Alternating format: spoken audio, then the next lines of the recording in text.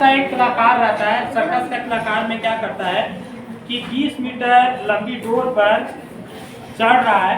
20 metre लंबी door पर क्या कर रहा है, चढ़ रहा है, जो अच्छी तरह से तनी हुई है, मतलब अच्छी तरह से ऐसे इस प्रकार से है और इसको इस प्रकार से तान दिया है। देख रहे हो ना, इस प्रकार से तान दिया हुआ, तनी हुई और भूमि से सीधे लगे खंभे के शिखर से बंधा हुआ है। यदि भूमि स्तर के साथ डोर द्वारा बनाया गया कोण 30 का है तो खंभे की ऊंचाई जाती है। क्या लिखा हुआ है, एक खंभा तुम्हारा है, क्या चीज है बच्चों, खंभा है। इस खंभा में एक जो रस्सी को टांग दिया गया है इस प्रकार से, एक तनी हुई रस्सी है जो 30 डिग्री का एंगल बना रहा है। तो क्या निकालने के लिए कहता है कि खंभा की ऊंचाई ज्ञात करें, और ये जो रस्सी है वो कुल कितना है, 30 metre.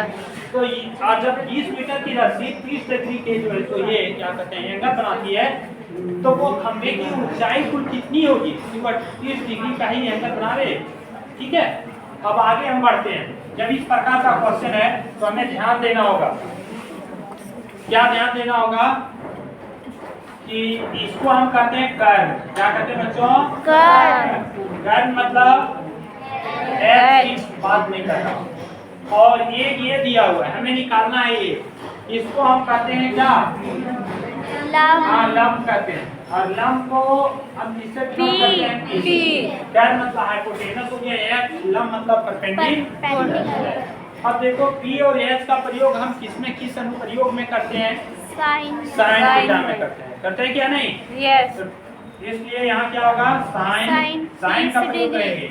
Sine theta equal to कितना हो गया बच्चों, AB इक्वल टू AC।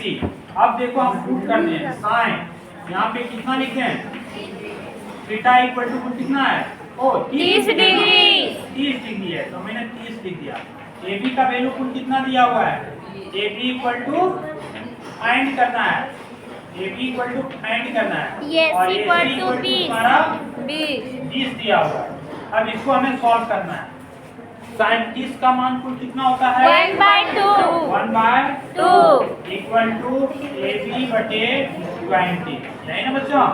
तो ये ऊपर चलाएगा, कितना होगा, 20 बटे 2, और ये AB ये कटेगा कुल कितना हो जाएगा, 10।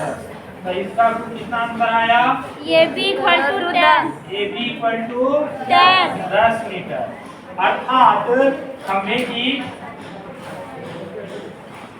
खंभा की लंबाई ना जी, लंबाई इक्वल टू कितना हो गया, 10 मीटर। यही तुम्हारा आंसर हो गया। ठीक है।